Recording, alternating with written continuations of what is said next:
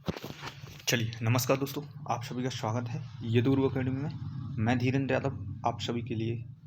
आज ये साइंस की क्लास है आपकी, और इसमें आप देखेंगे साइंस से संबंधित नेत्र और नेत्र रोग से संबंधित जो भी आपके 200 से 400 क्वेश्चन होंगे, उन सभी को इस वीडियो में हम कवर कर लेंगे।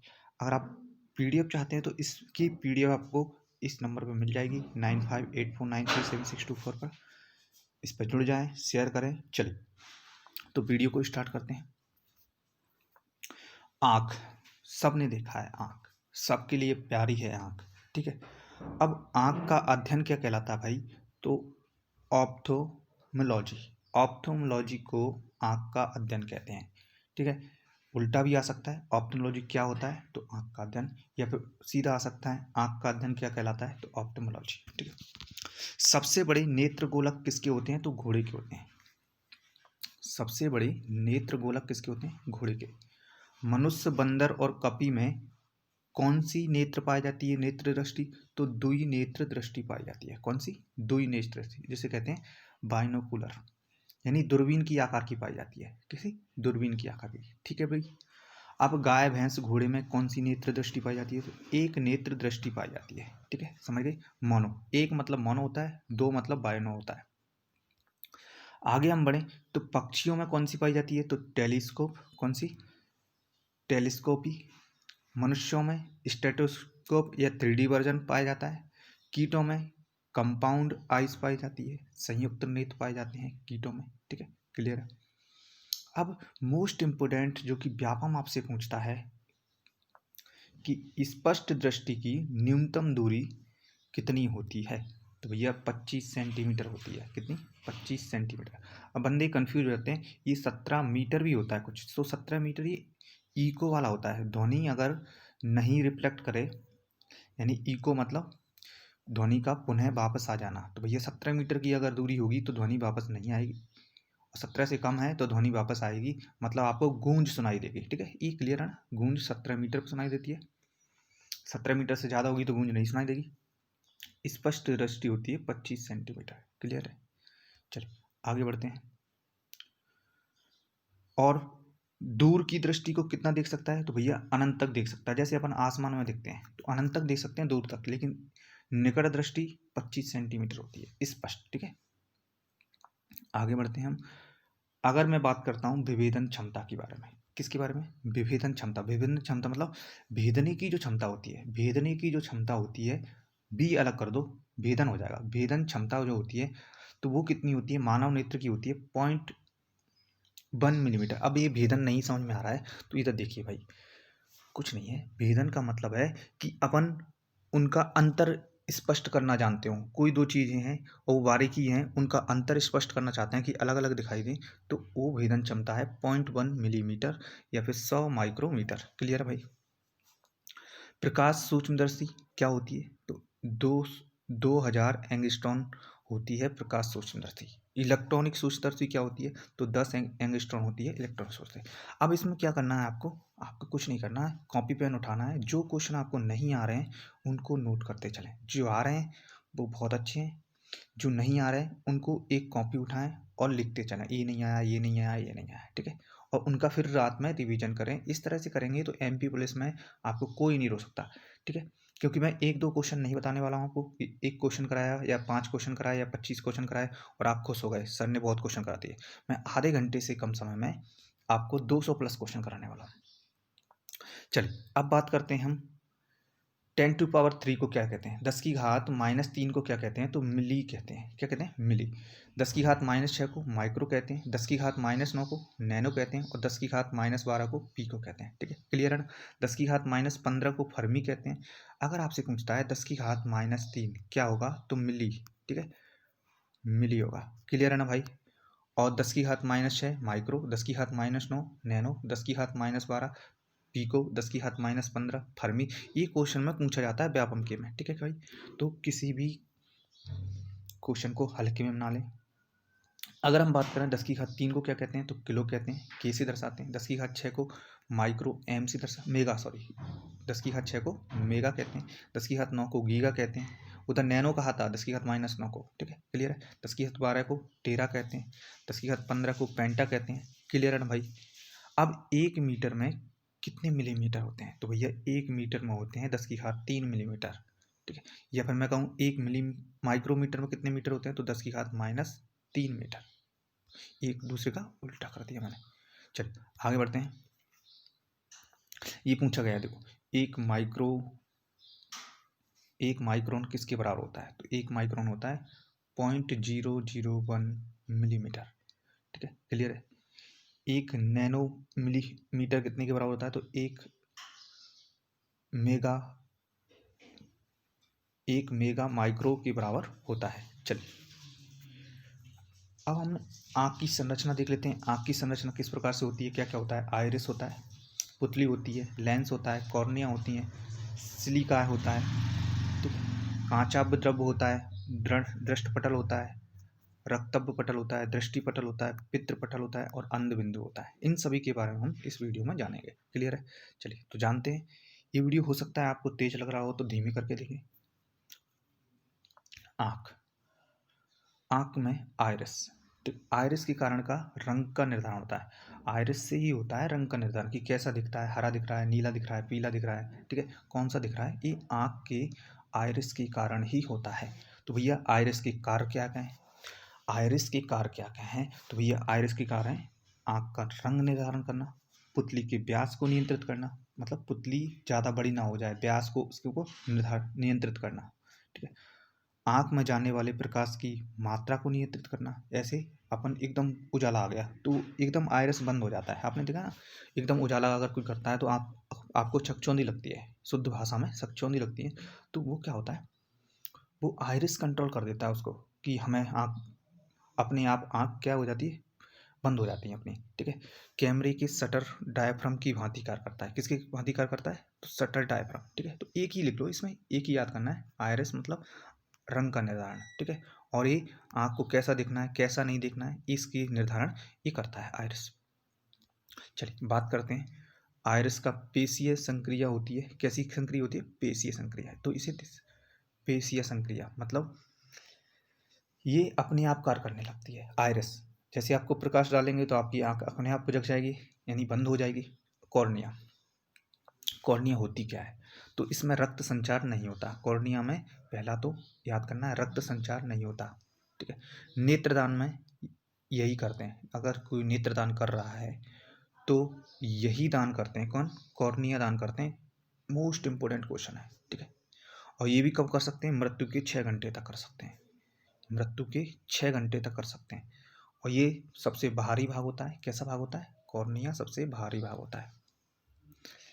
वो वाले भारी नहीं, वजन वाला नहीं, भारी मतलब आउटर साइड, ठीक है। चलिए आगे देखते हैं हम।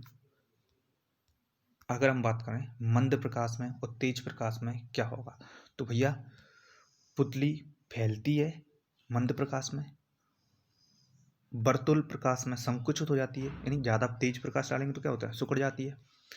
मीट्रियस कहलाता है, ये क्या कहलाता है, मीट्रियस कहलाता है। ये क्या, मायोसिस कहलाता है, क्या कहलाता है, अगर आपकी संकुचित होगी यानी सिकुड़ेगी मंद प्रकाश में तो मीट्रियसिस कहलाता है, और अगर फैलेगी संकुचित होगी ये तेज प्रकाश में या सिकुड़ेगी तो क्या कहलाता है, मायोसिस होता है।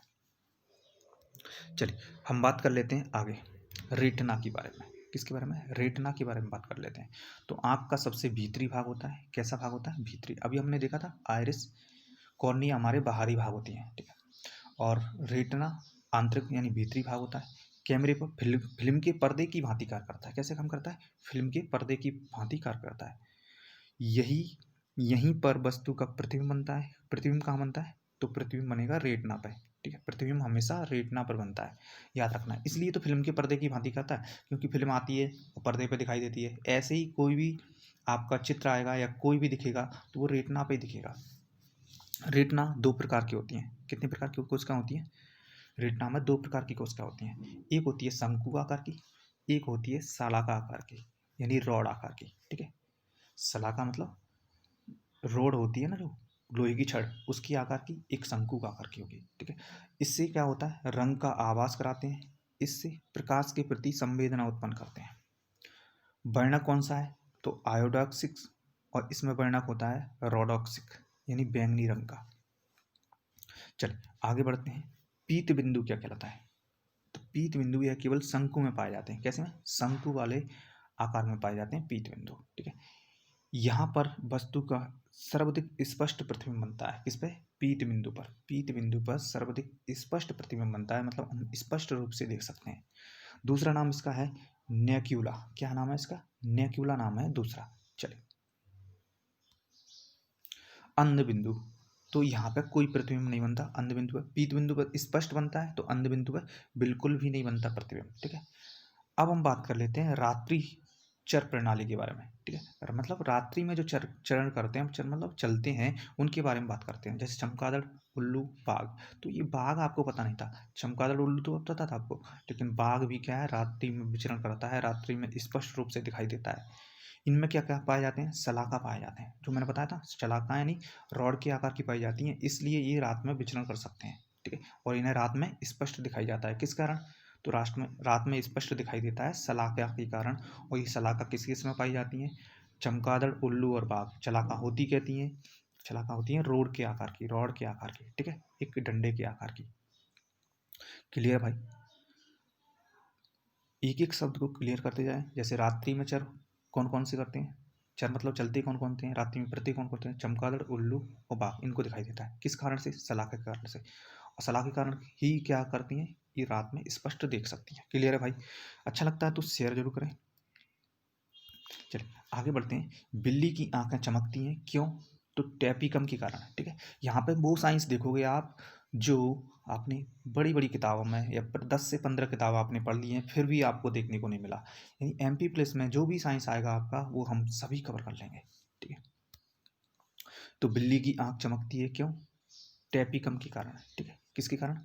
टैपिकम के कारण। और ये किसकी बनी होती है? ग्वानिन की बनी होती है। किसकी बनी होती है? ग्वानिन की बनी होती है। ये भी मोस्ट इंपोर्टेंट। बिल्ली की आंख किसकी बनी होती है? ग्वानिन की। क्यों चमकती है? टैपिकम के कारण। ठीक।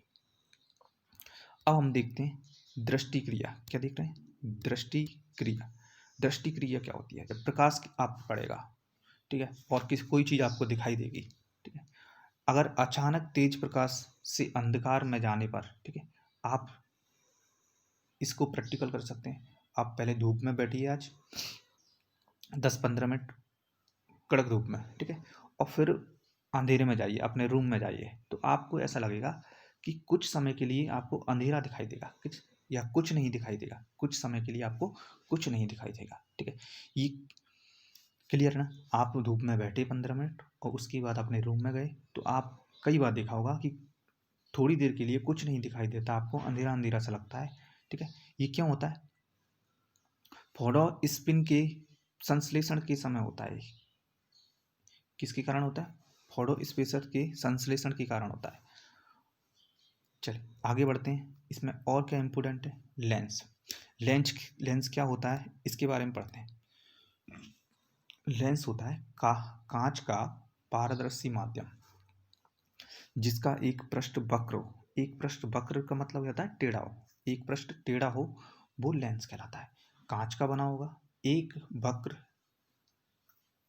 एक पृष्ठ वक्र हो, वक्र मतलब टेढ़ा हो एक पृष्ठ, तो वो लेंस कहलाता है। यह लेंस की परिभाषा सिंपल सी है।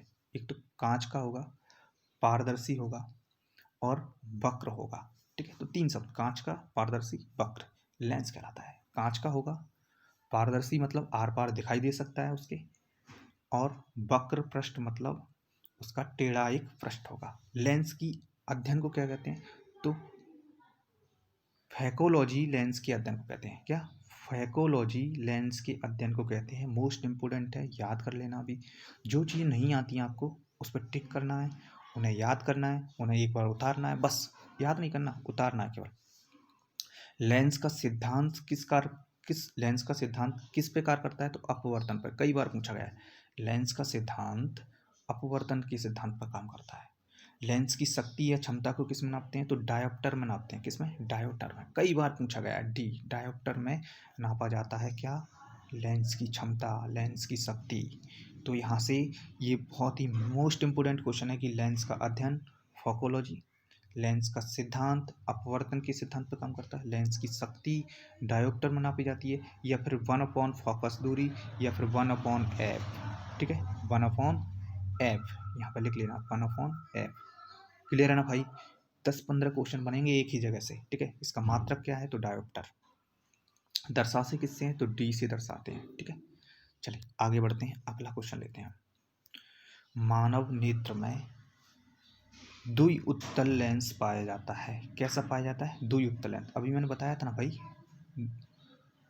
बताया था द्वि फोकस होता है या द्वि लेंस होता है, द्वि उत्तल लेंस पाया जाता है, ठीक है। अब हम पढ़ते हैं आगे। ये भी क्वेश्चन कई बार आया है कि 25, यदि किसी लेंस की फोकस दूरी 25 सेंटीमीटर है तो शक्ति क्या होगी? तो भैया फोकस दूरी और शक्ति 100 बटे जो फोकस दूरी है उससे कर लो, 100 बटे एफ से कर लो। 100 बटे एफ यानी 100 बटे 25 यानी 4D हो जाएगी। कितनी हो जाएगी? 100 बटे एफ। 100 बटे एफ याद रखना, इससे डी निकाल सकते हैं, ठीक है। चलिए लेंस की शक्ति, ये दूसरा क्वेश्चन है, इसे आप बना सकते हैं खुद। चलिए लेंस की फोकस दूरी को परिवर्तित करने वाली संरचना को क्या कहते हैं? सिलियरिकाय कहते हैं। सिलियरिकाय कहते हैं किसको? लेंस की फोकस दूरी को परावर्तित करने वाली संरचना को, ठीक है। आगे बढ़ते हैं हम। क्लियर है? समझ में आ रहा है? नहीं आ रहा है तो एक बार और देखें, 2 बार देखें। समायोजन। समायोजन क्या होता है? मानव नेत्र में और कैमरे में, ठीक है, लेंस की वक्रता, त्रिज्या, गोलाई में परिवर्तन करके समायोजित कर सकते हैं। समायोजन मतलब कैसे समाधान निकालें। लेंस को आगे पीछे कर सकते हैं। कैमरे अपन को ठीक से नहीं दिख रहा है तो आगे पीछे कर सकते हैं, लेकिन मानव नेत्र में क्या करते हैं? वक्रता, त्रिज्या या गोलीय परिवर्तित करके कर सकते हैं, ठीक है। अब हम देखते हैं, वीडियो अच्छी लगती है तो शेयर जरूर करें, ठीक है। नेत्र दोष के बारे में पढ़ेंगे हम। नेत्र दोष होता क्या है ये मैंने एक वीडियो में पढ़ा दिया गया है, कौन कौन से नेत्र दोष होते हैं। जैसे मायोपिया क्या कहलाता है? निकट दृष्टि, यानी निकट की साफ दिखाई देती है, दूर की अस्पष्ट दिखाई देती है। देखो भाई मैं केवल दोष को बंद कर दूंगा, ये दोष को मैं बंद कर दिया तो निकट दृष्टि मतलब निकट की साफ, दूर की अस्पष्ट। रेटिना के आगे प्रतिबिंब बनता है, ठीक है। इसमें द्वि अवतल लेंस का उपयोग किया जाता है। ये सब मैंने बताया है एक वीडियो में, स्पेशली इनके बारे में बताया है, तो उस वीडियो को जरूर देख लें आप। अब हम देखते हैं, ये सब मैंने बता दिया गया है। दूरदृष्टि भी बताया मैंने, दूर की स्पष्ट, पास की नहीं दिखाई देगी, रेटिना के पीछे बनता है। निवारण द्वि अवतल लेंस, उत्तल लेंस, ठीक है। इसमें निकट बिंदु दूर चला जाता है। जरा दृष्टि भी बताया मैंने। जरा दृष्टि होती क्या है? जरा दृष्टि मतलब ना निकट की दिखाई देगी ना दूर की दिखाई देगी, द्वि फोकस लेंस का उपयोग किया जाता है, ठीक है। और इसमें क्या होता है? वृद्ध अवस्था में होता है, ये भी मैंने होता है। सभी क्वेश्चन मैंने करा दिए हैं, तो इसमें इससे संबंधित जो भी आपके क्वेश्चन है, ठीक है, वो आप देखें। हाँ, यहाँ से मैंने क्वेश्चन नहीं बताए कि सीसा पेंसिल में सीसा कितना पाया जाता है? 0%। ग्रेफाइट कितना पाया जाता है? तो ये मोस्ट इंपॉर्टेंट है। सीसा पेंसिल भले ही कह दिया है, लेकिन सीसा नाम के लिए है, पूरी तरह से ग्रेफाइट है। ये इसलिए इंपॉर्टेंट बनता है क्वेश्चन। चलिए मैं इसे बता दूंगा अभी, ठीक है। तो मिलते हैं। अच्छी लगती है क्लास तो शेयर जरूर करें, क्योंकि आपका शेयर करना हम और क्लास बनाएंगे, ठीक है। तो शेयर करें। जय हिंद, जय भारत।